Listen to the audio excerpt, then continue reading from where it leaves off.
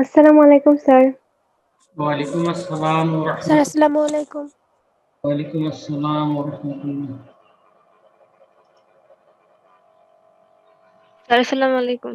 ওয়ালাইকুম আসসালাম ওয়া রাহমাতুল্লাহ। এই অনুশীলনীটার নাম হলো, আমরা শুনো লিমিট পড়েছি। লিমিট হলো অন্তরীকরণের পূর্বাবস্থা। লিমিটের উপরে ডিফারেন্সিয়েশনের সকল সূত্রের প্রতিপাদন বা সকল সূত্রের মাহাত্ম্য নিহিত রয়েছে। আর তারপরে হলো লিমিটের ডিফারেন্সিয়েশনের যে মৌলিক সূত্রগুলো, সেই সূত্রগুলোর উপরে ডিপেন্ড করে ডিফারেন্সিয়েশনের অন্যান্য প্রয়োগগুলো নির্ভর করছে। আমরা 6টা অনুশীলনীতে বিভক্ত করেছি, করে তোমাদের প্রথম, দ্বিতীয়, তৃতীয়, চতুর্থ, পঞ্চম, ষষ্ঠ এই 6টা গ্রুপে আমরা বিভক্ত করেছি, করে তোমাদের এই ক্লাসগুলো আমরা কমপ্লিট করছি। এখানে আমাদের 2টা বা 3টা ক্লাস লাগবে, তাহলে আমাদের ডিফারেন্সিয়েশনের প্রাথমিক কাজ হয়ে যাবে। এরপরে আরো 4টা-5টা অনুশীলনী আছে ডিফারেন্সিয়েশনেরই, ওইখানে এগুলা কিন্তু সিকিউ কোশ্চিনে পড়বে। এখন বাকি যেগুলা থাকবে সেগুলা সিকিউ কোশ্চিনে পড়বে, আর যেগুলা করা হলো সেগুলা এমসিকিউ বা সিকিউ কোশ্চিনের খ না গ না। তাহলে এখন প্রশ্ন হলো যে আমরা যারা সতর্ক হইনি তারা সতর্ক হয়ে যাব। আমি বলেছি যে তোমাদের কোনো কষ্ট যদি হয়, তোমরা যদি মনে করো যে একটু আমরা আসবো, এসে আপনার কাছে একটু সশরীরে এসে বুঝিয়ে নিব, তোমরা তাও করতে পারো। কিন্তু তোমরা তোমাদের জায়গাতে তোমরা থাকো, তোমরা অনেক কিছু পারছো, পড়ছো, কি করছো কি না করছো আল্লাহ জানে। হ্যাঁ, আর দেখি পরিস্থিতি কি যে করছে, সরকার কি যে করছে দেখা যায়, তারপরে তখন হিসাব নিকাশ। এই অনুশীলনীটার নাম হলো ডিপেন্ডেন্ট ইন্ডিপেন্ডেন্ট ভ্যারিয়েবলকে আমরা সেপারেট করতে পারি কি পারি না, সেটার উপরে ডিপেন্ড করে আমাদের এই অনুশীলনীটা গঠন করা হয়েছে। এক্স সমান সমস্ত ওয়াই বা ওয়াই সমান ডানে সমস্ত এক্স, এরকম ভাবে বানানো যায় কি না। এভাবে যদি বানানো যায় তাহলে সেটাকে বলবো আমরা ব্যক্ত ফাংশন। আর যেগুলাকে আমরা রূপান্তর করতে পারবো না ওয়াই সমান কমপ্লিটলি এক্স, সেগুলাকে বলবো অব্যক্ত ফাংশন। তাহলে ব্যক্ত আর অব্যক্তর মধ্যে পার্থক্য হলো কি ভালো করে দেখে নাও। 2টা বিষয় নিয়ে এখানে আমরা আলোচনা করব। তাহলে এক্স কে বলবো আমরা স্বাধীন চলক, আর ওয়াই কে বলবো আমরা অধীন চলক বা নির্ভরশীল চলক। এখানে y equal to f of x, x এর মানগুলোকে নিয়ে যেটা সেট হবে সেটা ডোমেন, আর ওয়াই এর মানগুলোকে নিয়ে যেটা গঠিত হবে সেটাকে বলবো আমরা রেঞ্জ।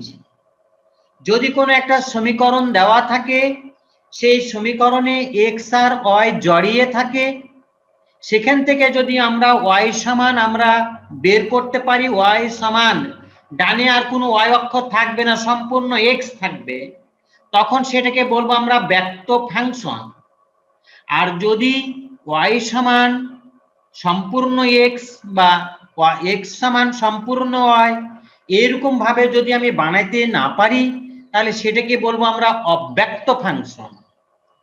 তাহলে অব্যক্ত ফাংশন আর ব্যক্ত ফাংশন 2টা কথাবার্তা আছে,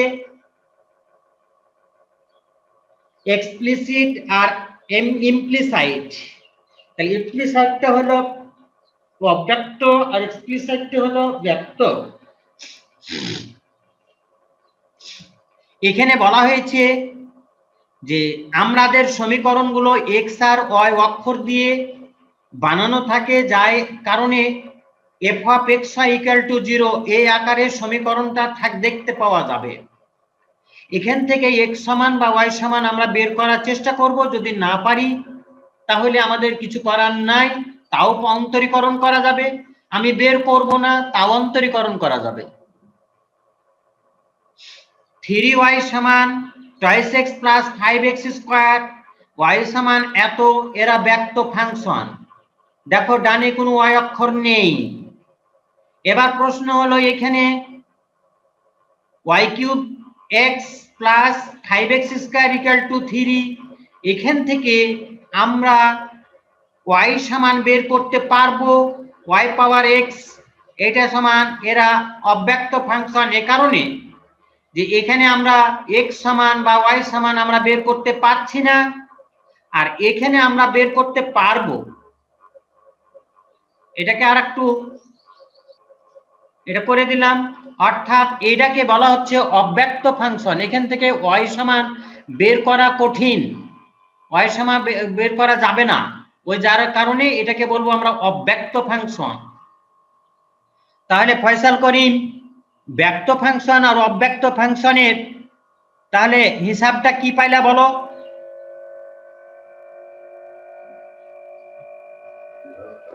স্যার ব্যক্ত ফাংশনে ওয়াই সমান ফাংশন এক্স আসছে, আর অব্যক্ততে আসছে না। মানে অব্যক্ততে ওয়াই এর মান বের করা কঠিন, ব্যক্ততে করা যাবে। ব্যক্ততে ওয়াই সমান কমপ্লিটলি এক্স এর রাশি তৈরি করা যাবে, আর অব্যক্ততে করা যাবে না। লাইবা জি স্যার। কথা ঠিক আছে? জি স্যার, বুঝতে পেরেছি। স্যার, অব্যক্ত কোনটার ব্যক্ত সেটা হচ্ছে বের করতে হবে না, ওটা মানে বুঝতে পারলাম না ব্যাপারটা। ওয়াই সমান, আমরা দেখো এই জায়গাটাতে ওয়াই সমান আমরা বের করতে পারবো, এবং ডানে কোনো ওয়াই অক্ষর থাকবে না, সম্পূর্ণ এক্স, এক্স কনস্ট্যান্ট যাই থাক, কিন্তু ওয়াই থাকবে না। এখানেও দেখো ওয়াই সমান এটা করা আছে, এগুলাকে বলবো ব্যক্ত। আর এখানে ওয়াই সমান বাহির করতে পারছি না, এখানেও ওয়াই সমান বাহির করতে পারছি না, তাহলে এটাকে বলবো অব্যক্ত। অব্যক্ত ফাংশনকে অন্তরীকরণ করার সময় তা প্রতিটি পদকে পৃথক পৃথক ভাবে এক্স সাপেক্ষে অন্তরীকরণ করতে হয়। তারপর সমীকরণ হতে y1 সমান বা f ড্যাশ x সমান অর্থাৎ dy dx নির্ণয় করতে হয়। f ড্যাশ x মানেও dy dx, তারপরে y1 মানেও ddx অফ y, একই কথা, তিনটাই একই কথা। তারপরে আমাদের একটা কথা শুনে রাখো, যখন a পাওয়ার x সূচক আকারে থাকবে তখন এইটাকে আমরা e পাওয়ার x log এ এরকম সূত্র প্রয়োগ করে আমরা অন্তরীকরণ করব। সবাই আমরা শিখি, a পাওয়ার x বা সূচক যখন রাশি থাকবে তখন তার অন্তরীকরণ আমরা শিখে আসলাম, পূর্বের অনুসরণীতে পড়ে আসলাম, হয় ওইভাবে করব, না হলে এখানে আরেকটা পদ্ধতি দিয়েছি, সে পদ্ধতিটা হলো কি, a পাওয়ার x কে আমরা e পাওয়ার x log এ এটা লিখতে পারবো। টেকনিকটা হলো e যখন নিব ন্যাচারাল লগ, ডান দিকে লিখবো বেজ আর বাম দিকে লিখবো পাওয়ার। যদি কথা বোঝা গেল? জি স্যার।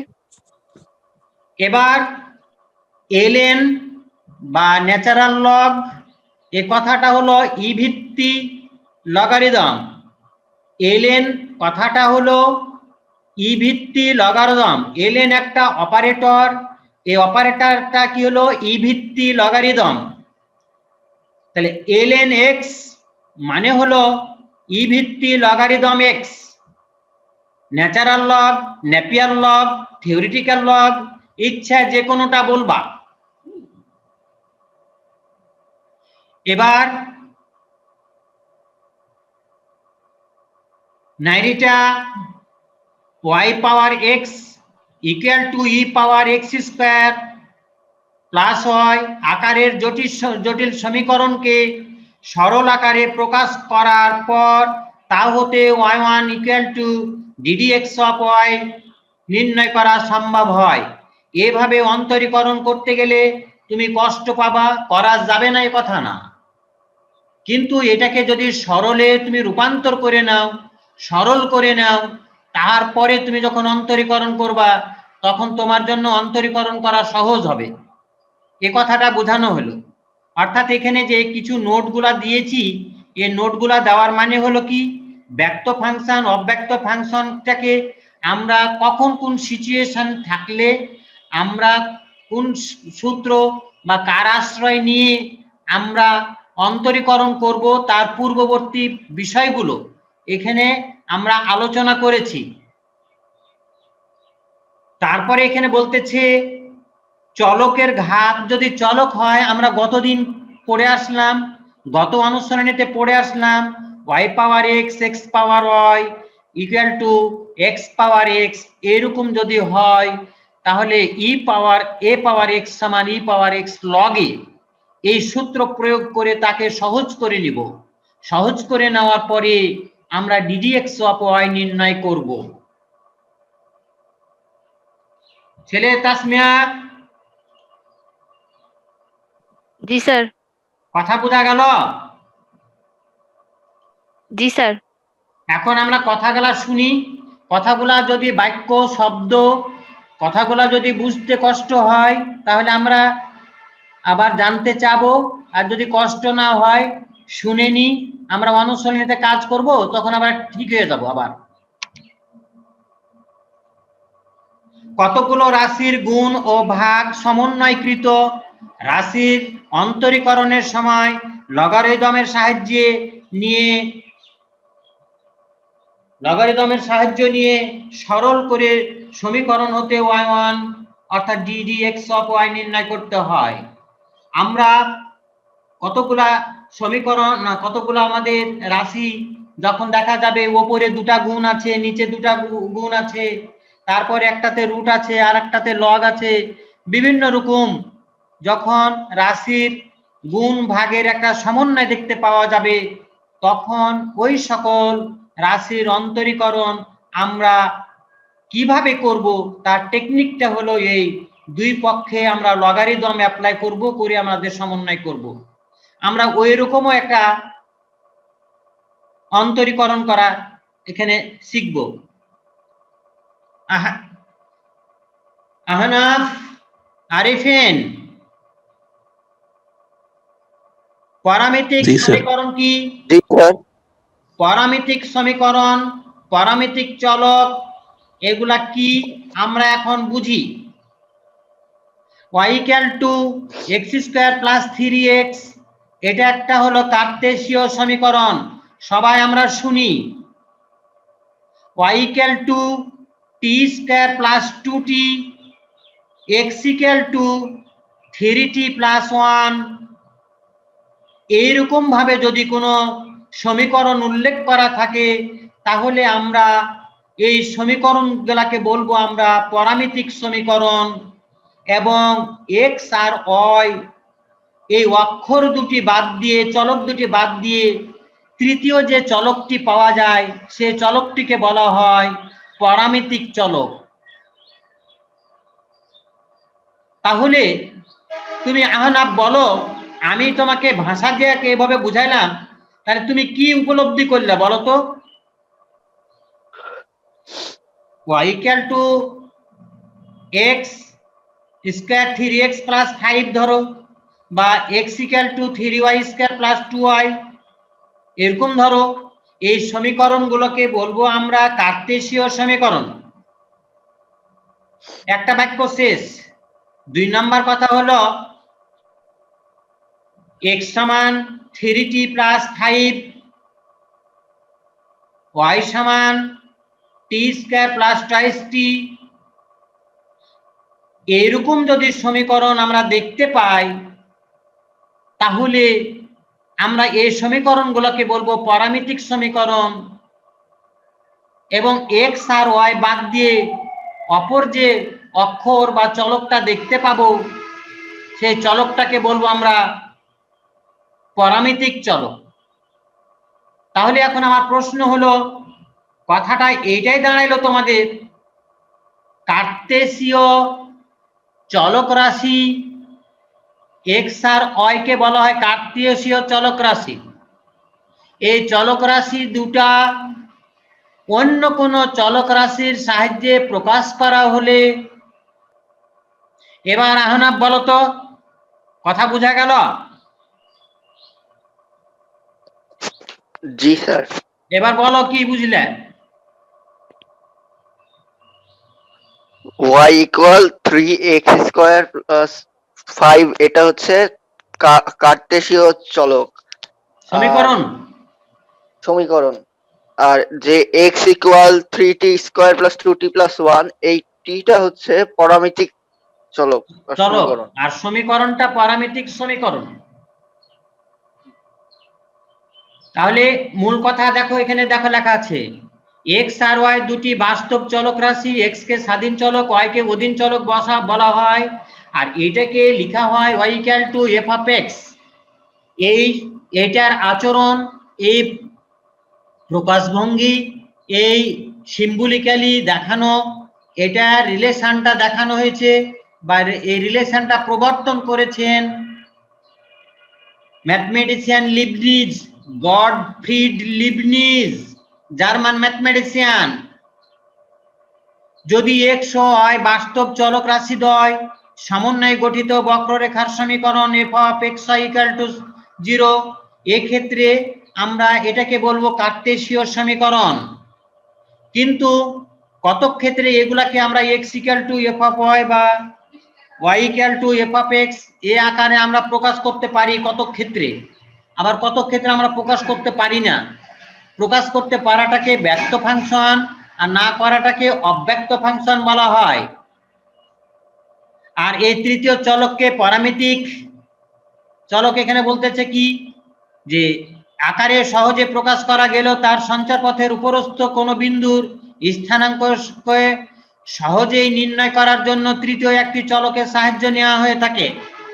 মানে বোঝানো হচ্ছে কি, এক্স আর ওয়াই দিয়া কোনো সমীকরণ দেওয়া আছে,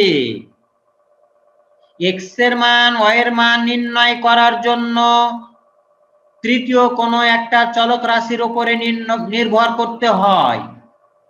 যে তৃতীয় চলক রাশিটার উপর নির্ভর করতে হয় তাকে প্যারামেট্রিক চলক বলে। আর কার্টেসীয় চলকগুলোকে যখন ওই তৃতীয় চলকের মাধ্যমে প্রকাশ করা হবে তখন সেটাকে বলবো আমরা প্যারামেট্রিক সমীকরণ। নাইরিটা জি স্যার। কথা ভাষা কোনো গন্ডগোল? আর এখনো একটু গন্ডগোল মনে হচ্ছে কি বলো? স্যার, আরো কিছু উদাহরণ দিয়ে বলেন তাহলে হ্যাঁ, একটু ভালো। আচ্ছা, x square equal to 4ay, এটা হলো কার্টেসীয় সমীকরণ। এর উপরস্থ যদি কোনো একটা বিন্দুর স্থানাঙ্ক নির্ণয় করতে যাই তাহলে আমরা এইভাবে প্রকাশ করলাম, এক্স ওয়াই সমান এইটা, মানে এক্স সমান 2at, ওয়াই সমান at স্কয়ার। তাহলে এই সমীকরণটাকে আমরা বলবো প্যারামেট্রিক সমীকরণ, আর টি কে বলবো প্যারামেট্রিক চলক। অনুরূপভাবে এক্স স্কয়ার যোগ ওয়াই স্কয়ার ইকুয়াল টু 9, এটাও কিন্তু কার্টেসীয় সমীকরণ। এর উপরস্থ বিন্দুর স্থানাঙ্ক নির্ণয়ের জন্য 3 cos t 3 sin t আমরা এখানে ব্যবহার করেছি। এখানে টি কথাটা হলো তৃতীয় চলক, এটা প্যারামেট্রিক চলক। আর x equal to 3 cos t, y equal to 3 sin t, এরা হলো প্যারামেট্রিক সমীকরণ। অনুরূপভাবে এইরকম একটা সমীকরণ যদি আমাদের দেওয়া থাকে তাও এটা কার্টেসীয় সমীকরণ, আর এটাকে বলবো আমরা প্যারামেট্রিক সমীকরণ, আর টি হলো প্যারামেট্রিক চলক। ঠিক আছে ছেলে, বলো এবার। জি স্যার। হ্যাঁ, জি স্যার। ওই পুষ্পিতা ছেলে আমার, এই যে দেখো ছেলে, x equal to 3 cos t, y equal to 3 sin t, সমীকরণ দ্বয়কে প্যারামেট্রিক সমীকরণ বলে। আবার x equal to f of t, y equal to f of t, এরাকেও প্যারামেট্রিক সমীকরণ বলে। আর টি কে বলা হবে তখন প্যারামেট্রিক চলক। মাসিয়াত, জি স্যার। কথা বোঝা যাচ্ছে ছেলে? জি স্যার। প্যারামেট্রিক সমীকরণ হতে প্যারামিতি এই যে প্যারামেট্রিক চলক অপসারণ না করে y1 equal to ddx of y নির্ণয় করতে, এটা নির্ণয় করতে এটা করা যায়। মানে কথাটা বুঝাইলাম, এখান থেকে t দিয়ে দুটাকে অপসারণ করে x আর y এ রূপান্তর করে আমরা ডিফারেন্সিয়েশন করতে পারি, এটাকে না করেও আমরা করতে পারি, এ কথাটা বলছে। তাহলে এখন যদি না করেও করতে পারি, তার জন্য করণীয় কি? সূত্রটা দেখো, y1 equal to ddx of y equal two, এখানে y কে t এর সাপেক্ষে অন্তরীকরণ করে নিতে হবে, আর এখানে x কে t এর সাপেক্ষে অন্তরীকরণ করে নিতে হবে। এই যে দেখো, y কে t এর সাপেক্ষে অন্তরীকরণ করে নিতে হবে, x কে t এর সাপেক্ষে অন্তরীকরণ করে নিয়ে ভাগ করে দিতে হবে, তাহলে ddx অফ y নির্ণয় করা যাবে। এই ফর্মুলাটা এখানে ব্যবহার করতে হবে। যে সকল জায়গাতে প্যারামেট্রিক চলক থাকবে ওই সকল জায়গাতে এই সূত্র ব্যবহার করে ddx অফ y নির্ণয় করতে হবে। প্যারামেট্রিক সমীকরণ হতে প্যারামেট্রিক চলক অপসারণ করেও এভাবে নির্ণয় করা যায়। তাহলে কি হলো? প্যারামেট্রিক চলক অপসারণ করেও ddx অফ নির্ণয় করা যায়, অপসারণ না করেও করা যায়, এই কথাটা এখানে বলা হলো। তারপরে বলছে আংশিক অন্তরজ। আংশিক অন্তরজ তোমরা ফিজিক্সে পড়ছো, পার্শিয়াল ডিফারেন্সিয়েশন, আংশিক অন্তরজ তোমরা কি পড়েছো, দেখেছো কোনো জায়গাতে? কোথায় কোথায় দেখেছো বলো তো ফিজিক্সে? তাসমিয়া, পার্শিয়াল ডিফারেন্সিয়েশন পড়েছো? স্যার পড়েছি। নিউটনের গতিতে পড়েছো নাকি কোথাও? জি স্যার, ওই জায়গাগুলোতেই। হ্যাঁ, প্রশ্ন হলো এই, কথা শুনে নাও সবাই চোখ কান খুলে। সেটা হলো এই, পার্শিয়াল যখন ডিফারেন্সিয়েশন বলবে, আংশিক অন্তরজ যখন বলবে, তখন নিয়ম হলো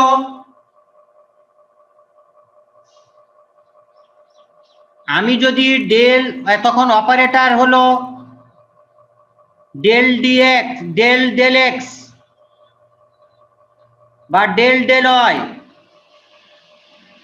বা ডেল ডিটি যা হোক না কেন, তখন ডিডিএক্স না, ডিডিএক্সটা হলো টোটাল ডিফারেন্সিয়েশনের সূত্র, আর ডেল এক্স বা ডেল টি বা ডেল ওয়াই এরকম যদি বলা থাকে, তখন ওটাকে পার্শিয়াল ডিফারেন্সিয়েশনের অপারেটর বলে। খেয়াল রাখবা, নিচে যে লেটারটা থাকবে সেই মাত্র চলক, বাকি সবাই কনস্ট্যান্ট। যেখানে পার্শিয়াল ডিফারেন্সিয়েশন করতে বলবে তার অপারেটর দেওয়া থাকবে, নিচে যেটা লেটারটা দেওয়া থাকবে, এক্স থাকলে এক্স হলো চলক, বাকি সবাই যা আছে সবাই কনস্ট্যান্ট। যদি ওয়াই থাকে ওয়াই ছাড়া বাকি সবাই কনস্ট্যান্ট, টি যদি থাকে টি ছাড়া সকলেই কনস্ট্যান্ট। দেখো আমি দেখাবো এখন, এক্স ও ওয়াই দুটি বাস্তব চলক রাশি বিশিষ্ট সমীকরণ হতে y equal to f of x বা x equal to f of x গঠন করা সম্ভব হতে পারে, আবার নাও পারে। কতক সময় আমরা করে নিতে পারি, কতক সময় করতে গিয়ে আমরা কষ্ট পাই। তো আমরা না করে, কোনো কিছু চিন্তা না করেও পার্শিয়াল ডিফারেন্সিয়েশনের সাহায্যে আমরা ডিফারেন্সিয়েশন করে নিব, ওই পদ্ধতিটা তোমাদেরকে শিখাবো। এই কষ্টের হাত থেকে রক্ষা পাওয়ার জন্য আংশিক অন্তরীকরণের সাহায্যে করাই উত্তম বা শ্রেয়। এই প্রক্রিয়া অধিকতর সহজ হয়। এবার দেখো, F of x equal to 0 একটি চলক দ্বিচলক বিশিষ্ট দ্বিঘাত সমীকরণ।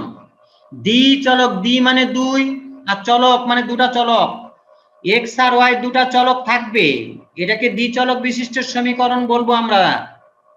সেটা একঘাত হতে পারে, দ্বিঘাত হতে পারে, ত্রিঘাত হতে পারে। তাহলে একঘাত, দুঘাত, তিনঘাত, যখন এক্স আর ওয়াই এর উপরে সর্বোচ্চ যত সংখ্যক পাওয়ার দেওয়া থাকবে তার নামানুসারে সমীকরণের নাম করতে হয়। সর্বোচ্চ পাওয়ার যদি 2 হয় তাহলে দ্বিঘাত, সর্বোচ্চ পাওয়ার 3 হলে ত্রিঘাত, আর যদি 1 করে পাওয়ার থাকে তাহলে একঘাত। জেড ইকুয়াল টু এত হলে সম্পূর্ণ অন্তরক ডিজেড সমান del f del x dx del f del y dy.